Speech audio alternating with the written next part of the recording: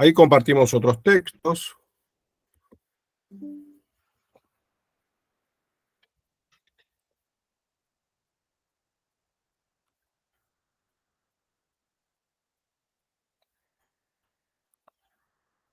Este es el de Tiranielo, el secretario de una escuela bien pensada. El subtítulo es Comunicación Informática, una alianza vital en la organización.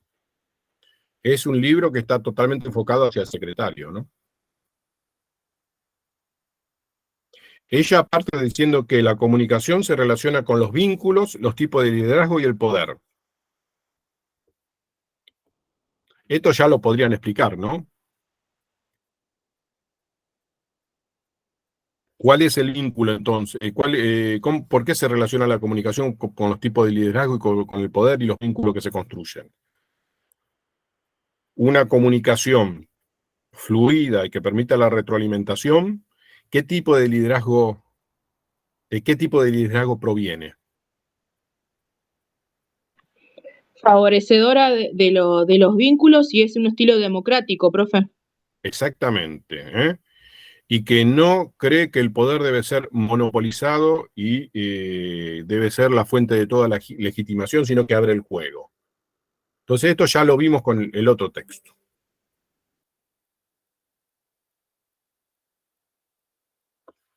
Este texto es de el secretario de la escuela bien pensada, ¿no? La información, según la autora, debe ser un patrimonio de todos. De esa manera descentraliza el poder porque permite la participación. Sin información no hay participación, porque no tienen herramientas para participar los actores institucionales si no están comunicados de la información institucional. Según la autora, la comunicación es intencional cuando es explícita. Por ejemplo, el mail del ABC, las carteleras, el WhatsApp institucional, el blog de la escuela. Y cree ella que debe ser abundante e inclusiva, es decir, tiene que haber mucha comunicación que incluya mucha información y que llegue a todos, para una verdadera escuela democrática. Pero también se comunica por las acciones. La presencia del director en la entrada comunica a la comunidad educativa, yo soy el director y yo me preocupo por todo, por eso estoy viendo la entrada. Que se naturalice que los alumnos que se portan mal vayan a dirección, comunica que es una escuela que se saca de encima a los que estigmatiza como malos alumnos. Sí, la comunicación no solamente es hacia lo explícito, sino también a través de las acciones.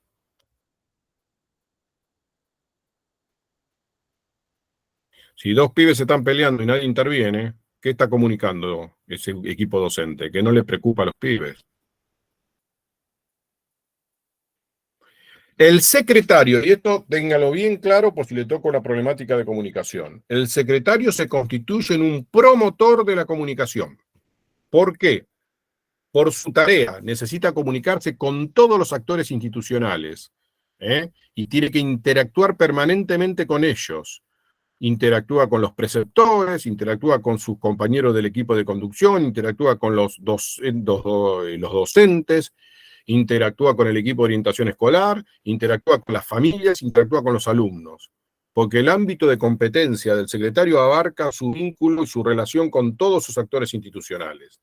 Por ejemplo, ¿cómo interactúa con los preceptores?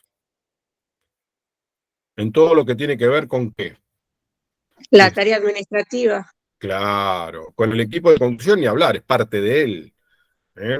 Con los profesores, todo lo que es sin asistencias, los profesores no le van a preguntar a nadie más que a quién. Que al secretario. Al secretario. Y entonces, como promotor de la comunicación, ¿qué es el secretario? Porque tiene vínculo con todos los sectores de la escuela, debe crear medios de comunicarse eficiente, con redes, y abriendo canales de comunicación para que fluyan las ideas.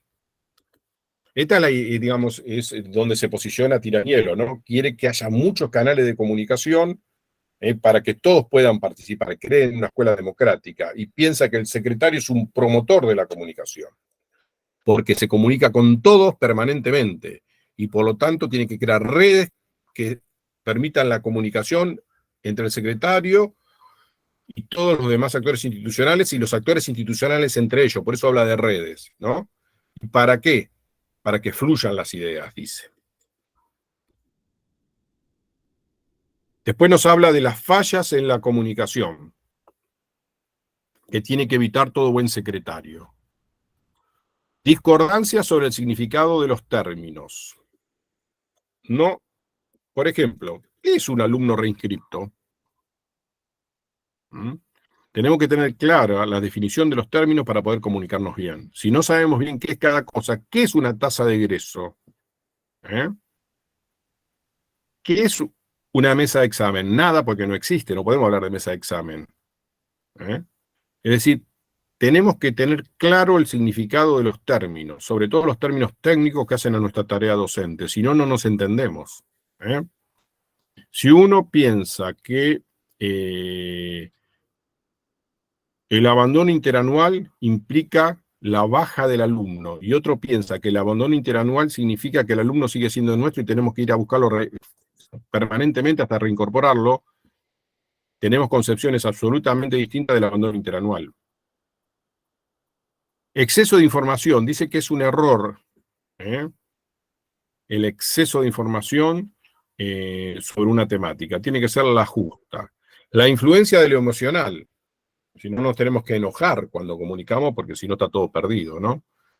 La manipulación, cuando nosotros manipulamos a los demás transmitiendo la información que nos conviene para que ellos hagan lo que nos conviene a nosotros y no lo que les conviene a ellos o lo que ellos quieren. Retener información, ya dijimos, ¿no? Es nefasto retener información. Es lo más antidemocrático que puede haber.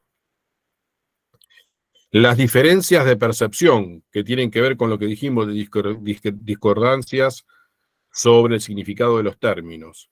Y obviamente una falla fundamental de la comunicación es omitir actores. Comunicarles a algunos sí y a otros no. Siempre en base a beneficiar a unos y perjudicar a otros. Cosa que también a veces ocurre en las escuelas. Entonces, ¿qué es lo más importante de Tiranielo que agrega a lo de Cervoni y Ruth Harff? El tema del secretario como promotor de la comunicación y el tema que permanentemente hace referencia de la comunicación como requisito fundamental para la democratización de la escuela. Y el último texto que vamos a analizar,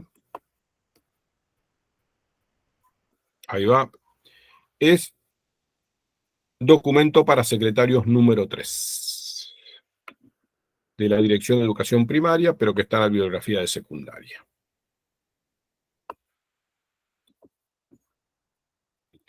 La comunicación, según este documento,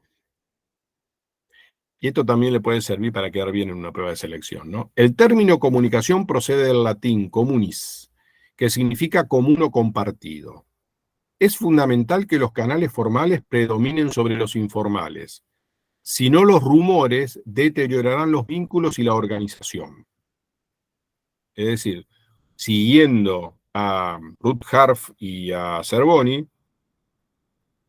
los canales formales tienen que tener más importancia que los informales. Eso no significa que los informales siempre estén mal. Porque si no hay canales formales, la gente igual se va a querer informar y va a ser por medios inadecuados y eso va a generar problemas en los vínculos y la organización.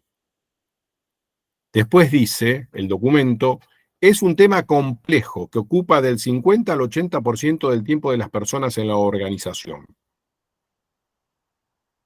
¿Qué significa esto? Que según este documento, la mitad del tiempo que estamos en la escuela lo invertimos en comunicarnos. Me parece un poco excesivo, dice hasta el 80 inclusive. Pero bueno, es lo que dice el documento. A mí me parece que no es tanto. Los defectos de la comunicación, según este documento. El emisor no es efectivo cuando no envía mensajes, los omite o los envía mal. Es decir, si vos sos el emisor como secretario de un mensaje, no está siendo efectivo si no lo envías, ¿no? Obviamente. omite alguno de los destinatarios o están mal escritos los mensajes. También es una deficiencia un mensaje ambiguo, poco claro o inexistente. Hay que escribir bien, ser claro y conciso. Claro y conciso. No escribir de más y no escribir de manera de que se pueda interpretar de dos maneras el mensaje. También un defecto es que el canal o el medio es inadecuado. Por ejemplo, si vos vas a informar sobre el movimiento anual docente, el canal debe ser formal y el medio debe ser la notificación escrita fehaciente. Si no, está mal. No puede decirle a una persona por teléfono o por mensaje de WhatsApp, mira que tal mal. El receptor no responde o responde mal al mensaje que recibió. Por eso hay que ser redundante y hay que controlar que lo reciba, que es lo que vimos también con Acerboni. Precauciones para optimizar la comunicación. Para ayudar que el mensaje sea recibido con el menor grado de distorsión posible, establecer qué se quiere comunicar. Vamos a comunicar el movimiento anual docente. ¿Cómo se va a comunicar? Por comunicación formal, escrita y fehaciente. ¿Cómo vamos a hacerlo? Vamos a delegar la tarea en un auxiliar de secretaría que va a visitar aula por aula, profesor por profesor, para que se notifique. Analizar cómo puede recibirlo la gente. Bueno, en este caso lo va a recibir bien, ¿no? Pero, por ejemplo, si le notificás que tiene que venir a una reunión porque ingresaron nuevos titulares y él es provisional y hay que aplicar el 109, posiblemente no lo reciba tan bien. Muy bien. Para que la comunicación fluya adecuadamente, el mensaje debe ser claro. Emitir el mensaje utilizando un lenguaje simple, evitar el uso de palabras que den lugar a ambigüedades, construir sintácticamente las oraciones siguiendo una estructura simple, sujeto, verbo, complemento. Hacer uso de los canales más adecuados dependiendo de la naturaleza del mensaje. Exponer cada idea en forma positiva. Y acá viene lo de la redundancia. Utilizar el mayor número posible de canales. Reiterar las partes fundamentales del mensaje. Proponer ejemplos que clarifiquen el mensaje. Los ejemplos son muy importantes, porque cuando uno duda, si le dan un ejemplo, se clarifica esa duda. Establecer una relación de empatía con el interlocutor. Elegir el momento oportuno para transmitir el mensaje. Eliminar en lo posible la existencia de intermediarios entre el emisor y el receptor. Lo mejor siempre es eliminar intermediarios. ¿Por qué?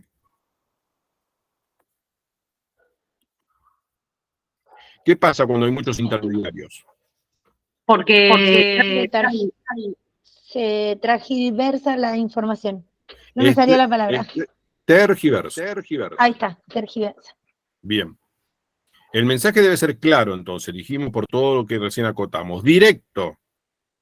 Reducir el mínimo tiempo que va desde la emisión a la recepción. No tardar, tiene que ser lo más rápido posible el mensaje, entre que se emite y se recibe. Es decir, si es un cuaderno de comunicaciones institucionales, no puede pasar 2 semanas hasta que firman todos. ¿Vieron qué pasa eso? Que no firman. Cuando se notifica a la gente, ya la comunicación carece de sentido.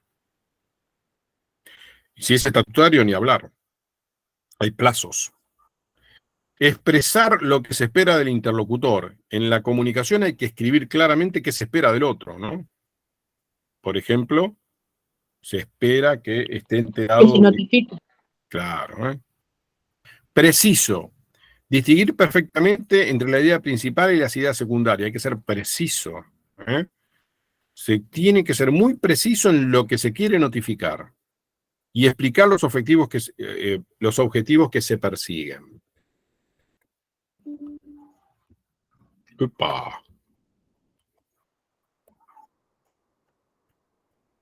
Y conciso, evitar la excesiva longitud del mensaje. No hacer tantas aclaraciones y tantas vueltas, hay que ser conciso. Muy bien. Y acá es como la conclusión de este documento. La comunicación organizacional es el reflejo de las relaciones humanas de una organización. La gestión democrática, única posible en estos tiempos complejos, necesita de una comunicación eficiente e inclusiva. ¿Qué significa eficiente e inclusiva?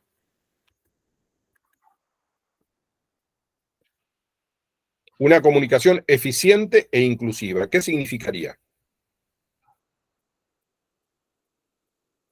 Inclusiva porque la información que se quiere comunicar tiene que llegar ¿a quién?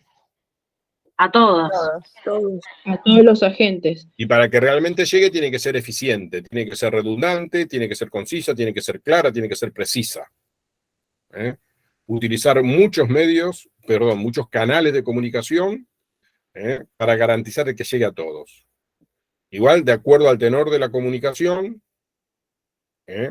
perdón, de acuerdo al tenor de lo que se quiere informar, la comunicación puede ser formal, informal, formal escrita y fehaciente, formal descendente, formal ascendente, todo lo que estuvimos viendo.